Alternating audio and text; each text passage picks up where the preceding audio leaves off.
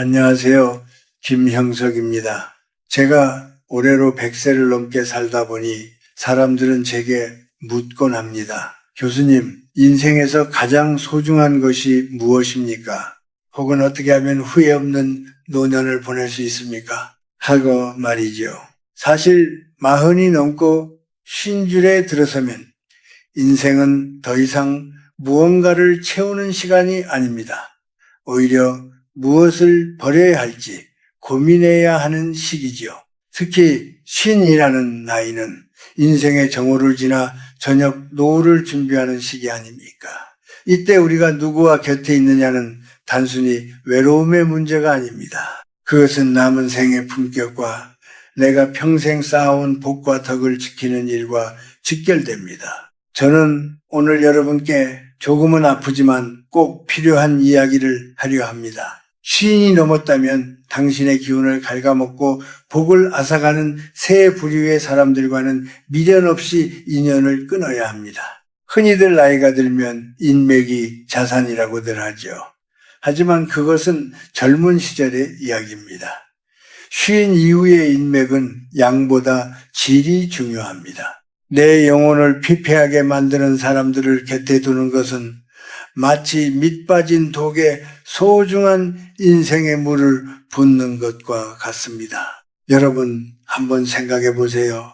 왜 어떤 사람을 만나고 나면 마음이 평온해지는 대신 기운이 쏙 빠지고 기분이 묘하게 불쾌해지는 걸까요? 그들은 마치 마녀나 괴물처럼 보이진 않지만 실상은 우리의 정신적 에너지를 빨아먹는 흡혈귀와 같습니다. 저는 100년의 세월을 살며 그런 사람들을 숱하게 보아왔고 그들이 주변 사람들의 삶을 어떻게 무너뜨리는지도 목격했습니다. 만약 당신이 지금 쉰의 문턱에 서 있거나 이미 그 길을 걷고 있다면 그리고 여전히 남의 눈치를 보며 불편한 인연을 억지로 이어가고 있다면 그것은 자신에 대한 학대입니다. 좋은 게 좋은 거지 라는 생각은 이제 버려야 합니다.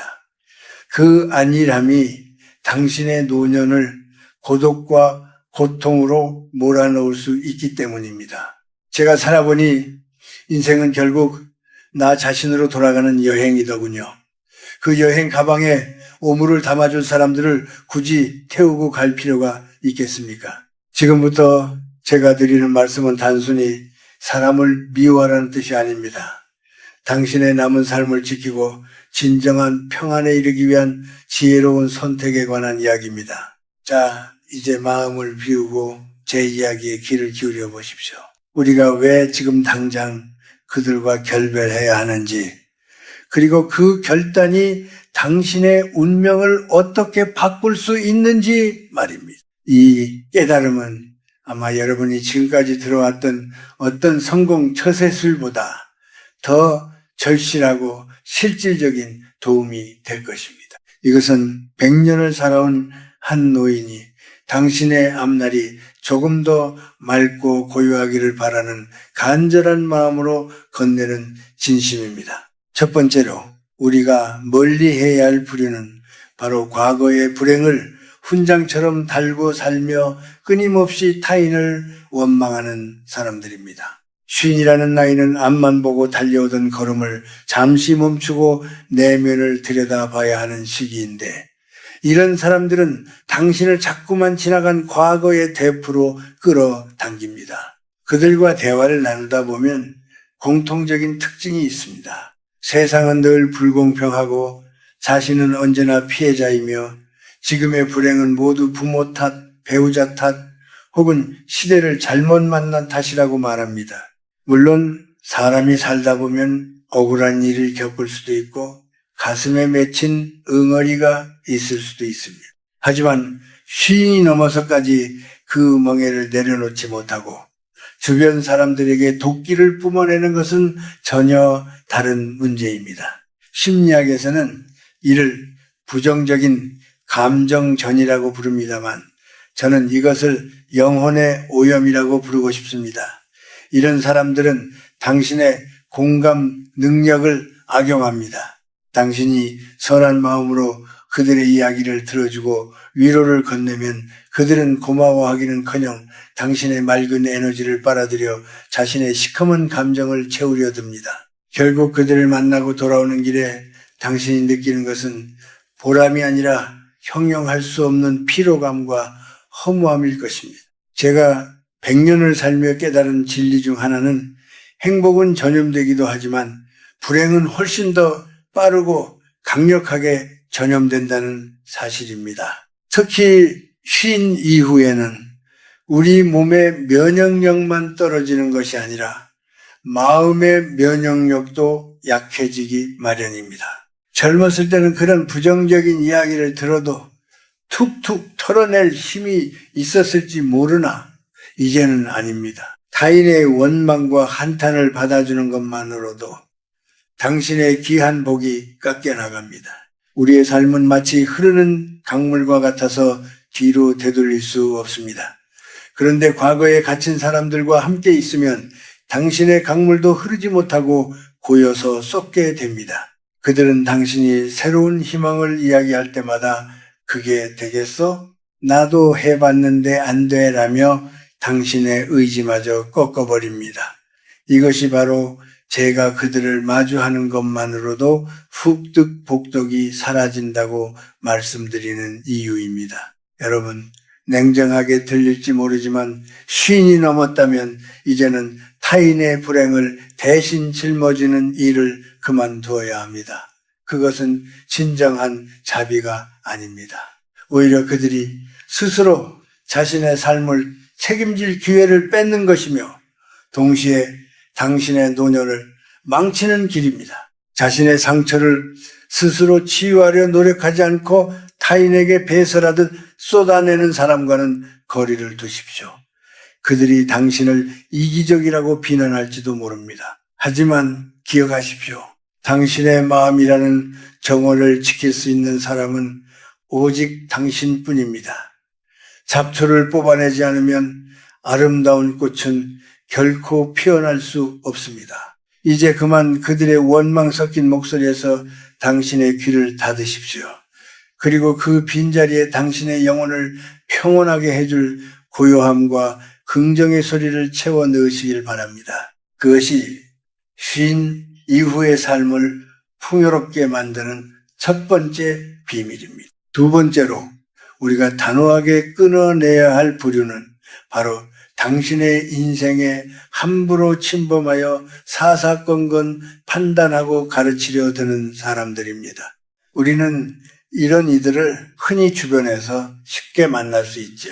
그들은 대개 다 너를 생각해서 하는 말이다 라거나 내가 해봐서 아는데 라는 말로 운을 끕니다. 하지만 그 속내를 들여다보면 진심 어린 걱정이 아니라 타인을 통제하고 자신의 우월함을 확인하려는 비뚤어진 욕망이 숨어 있는 경우가 많습니다. 쉰이라는 나이는 참으로 묘한 시기입니다. 사회적으로는 중견의 위치에 있고 가정에서도 중심을 잡아야 하지만 마음 한구석에는 내가 잘 살고 있는 것인지에 대한 불안함이 불쑥 찾아오곤 합니다. 이런 취약한 틈을 타서 그들은 당신의 선택을 비하하고 당신의 자녀 교육이나 노후 준비를 함부로 평가합니다. 그렇게 해서 나중에 어떻게 하려고 그래? 요즘 세상이 어떤데 그런 아니란 생각을 해. 같은 말들이 당신의 가슴에 비수처럼 꽂히지 않나요? 제가 살아보니 인생의 정답이란 것은 없더군요. 각자의 삶은 각자의 속도와 결이 있는 법입니다. 100세를 넘게 산 저조차도 감히 누군가의 인생에 대고 이것이 옳다, 저것이 틀리다 말하기가 조심스러운데 어찌하여 그들은 남의 귀한 인생을 한낱 구경거리처럼 여기며 혀를 차는 것입니까? 이런 사람들과 가까이 지내면 당신의 자존감은 서서히 무너져 내립니다. 내가 세운 주관이 흔들리고 남의 시선에 갇혀 정작 내가 원하는 삶을 잃어버리게 됩니다. 특히 한국 사회에서는 나이나 경력을 앞세워 상대를 억누르려는 문화가 없지 않습니다. 하지만 진정한 어른이란 자신의 지혜를 강요하는 사람이 아니라 상대의 이야기를 묵묵히 들어주며 스스로 답을 찾을 때까지 기다려주는 사람입니다. 사사건건 가르치려 드는 이들은 사실 자신의 내면이 불안한 사람들입니다. 자신의 삶이 공허하기에 타인의 삶을 지적함으로써 자신의 존재감을 확인하려는 것이지요. 여러분, 쉰이 넘었다면 이제는 누구에게도 당신의 삶을 평가할 권리를 주지 마십시오. 누군가 당신의 자존감을 깎아내리며 가스라이팅을 시도한다면 그것이 아무리 오래된 친구나 가까운 친지라 할지라도 과감히 선을 그어야 합니다. 그들은 당신의 흑득복덕을 갉아먹는 존재일 뿐입니다. 그들과의 대화 뒤에 남는 것은 배움이 아니라 모욕감과 자기 비하뿐이기 때문입니다. 우리는 남을 가르치려 들기보다 나 자신을 가르치는데 더 많은 시간을 써야 합니다. 공자께서도 60을 이순 얼순이라 하여 귀가 순해진다고 하셨는데 이는 남의 말을 잘 듣는다는 뜻도 있지만 세상의 이치를 깨달아 마음이 흔들리지 않는다는 뜻이기도 합니다. 남의 말 한마디에 일희일비하며 내 귀한 노년을 낭비하기엔 남은 시간이 너무나 아깝습니다. 만약 주변에 당신의 꿈을 비웃거나 당신의 생활 방식을 비난하는 이가 있다면 그에게 대항해 싸울 필요도 없습니다. 그저 당신 생각은 그렇군요 하고 조용히 멀어지면 그만입니다. 당신의 인생이라는 무대의 주인공은 오직 당신입니다. 무대 아래에서 이래라 저래라 참견하는 관객 때문에 대사를 망치지 마십시오. 당신만의 고유한 색깔을 지키며 살아가는 것, 그것이 쉰 이후에 우리가 가져야 할 가장 품격 있는 태도입니다. 세 번째로 우리가 반드시 결별해야 할 부류는 당신의 선의를 당연하게 여기며 오직 필요할 때만 당신을 찾는 무례한 이들입니다. 저는 이런 사람들을 가리켜 인연의 약탈자라고 부르고 싶습니다. 이들은 겉으로는 매우 살갑고 다정하게 다가오기도 하지만 그 이면에는 오로지 자신의 이익과 편의만을 따지는 계산기가 숨겨져 있습니다. 우리가 살아가는 세상에는 보이지 않는 에너지의 흐름이 있습니다. 좋은 관계란 서로의 기운을 북돋아주고 부족한 부분을 채워주는 상생의 관계여야 합니다. 하지만 이들은 당신이 가진 소중한 자원들을 끊임없이 갈취해 갑니다. 그것이 돈일 수도 있고 시간일 수도 있으며 때로는 당신이 평생 공들여 쌓아온 인맥이나 재능일 수도 있습니다. 정작 당신이 힘들고 지쳐서 위로 한마디가 절실할 때 그들은 차갑게 등을 돌리거나 바쁘다는 핑계로 자취를 감춰버립니다. 쉰이 넘으면 우리는 누구나 체력의 한계를 느끼고 경제적으로도 보수적인 태도를 갖게 됩니다. 그런데도 평생 몸에 밴 거절 못하는 성격 때문에 혹은 박절하다는 소리를 듣기 싫어서 이런 이들에게 휘둘리는 분들이 참 많습니다. 제가 보기에 그것은 미덕이 아니라 자신에 대한 방임입니다. 쉰 이후에 푹득복덕은 함부로 낭비해서는 안 되는 귀한 재산입니다. 가치 없는 사람에게 당신의 정성을 쏟아붓는 것은 밑 빠진 독에 물을 붓는 것보다 더 허망한 일입니다. 우리 주변을 한번 조용히 돌아보십시오. 만나고 나면 왠지 모르게 이용당했다는 기분이 드는 사람이 있습니까? 내가 베푼 호의가 어느덧 그들에게는 당연한 권리가 되어 있지는 않습니까? 만약 그렇다면 그 관계는 이미 병든 것입니다. 이런 사람들은 당신의 선한 성품을 약점으로 여기고 당신이 참아줄 때마다 더 큰 것을 요구해 올 것입니다. 그들에게 당신은 인격체가 아니라 필요할 때 꺼내 쓰는 도구에 불과하기 때문입니다. 한국 사회에서는 정치인이라는 이름으로 이런 무례함을 참아 넘기곤 합니다. 하지만 진정한 정은 서로를 존중하는 마음에서 나옵니다. 일방적인 희생을 강요하는 것은 정이 아니라 착취입니다. 쉰이 넘었다면 이제는 사람을 가려 사귀는 해안을 가져야 합니다.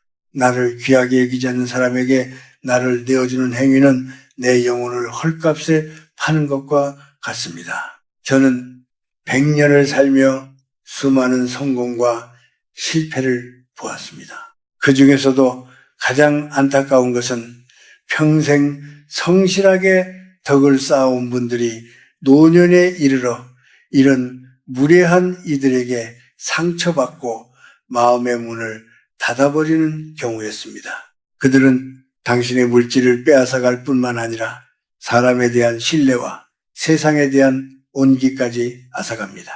그래서 저는 여러분께 간곡히 당부드립니다. 그런 이들과는 오늘 당장이라도 소리 없이 멀어지십시오. 냉정해지라는 말이 아닙니다. 당신의 남은 삶을 더 가치 있는 곳에 쓰라는 뜻입니다. 당신의 따뜻한 밥 한 끼, 진심 어린 위로 한마디는 그것을 소중히 여길 줄 아는 사람에게 전해져야 합니다. 그래야만 그 선의가 다시 당신에게 복이 되어 돌아오는 법입니다. 무례한 이들에게 낭비하던 에너지를 이제는 당신 자신과 당신을 진심으로 아끼는 소수의 사람을 위해 쓰십시오. 그것이 노년을 평온하고 풍요롭게 만드는 지혜로운 선택입니다. 마지막으로 여러분과 나누고 싶은 이야기는 이 모든 불편한 인연들을 정리한 뒤에 찾아올 고요한 평안과 진정한 자기 자신과의 만남에 관한 것입니다. 이 쉰이라는 나이는 어떻게 보면 인생의 가을과 같습니다. 가을이 되면은 나무는 소중히 키웠던 잎사귀들을 미련 없이 떨어뜨립니다. 그것은 나무가 차가워서도 잎을 미워해서도 아닙니다. 혹독한 겨울을 견디고 다음 해에 찬란한 봄을 맞이하기 위해 꼭 필요한 생존의 결단이지요. 관계를 정리한다는 것은 단순히 사람을 잃는 일이 아닙니다. 오히려 나를 억누르던 무거운 짐을 내려놓고 비로소 내 영혼이 숨 쉴 수 있는 공간을 마련하는 일입니다. 많은 분이 인연을 끊고 나면 외롭지 않을까, 세상에서 뒤처지지 않을까 걱정하십니다. 하지만 제가 100년 넘는 세월을 살아보니 잘못된 인연 속에서 느끼는 군중 속의 고독이 혼자 있는 외로움보다 훨씬 더 치명적이고 비참하더군요. 인연의 흡혈귀들을 떠나보낸 빈자리에는 처음에는 공허함이 찾아올지 모릅니다. 하지만 시간이 지나면 그 자리에 맑은 햇살과 바람이 들기 시작합니다. 비로소 내가 무엇을 좋아했는지, 내가 어떤 사람일 때 가장 행복했는지가 보이기 시작할 것입니다. 남의 비위를 맞추느라 혹은 남의 불행을 짊어지느라 뒷전으로 밀려났던 진짜 나를 대면하는 귀한 시간입니다. 쉰 이후의 삶에서 가장 중요한 공부는 혼자서도 풍요로울 수 있는 능력을 갖추는 것입니다.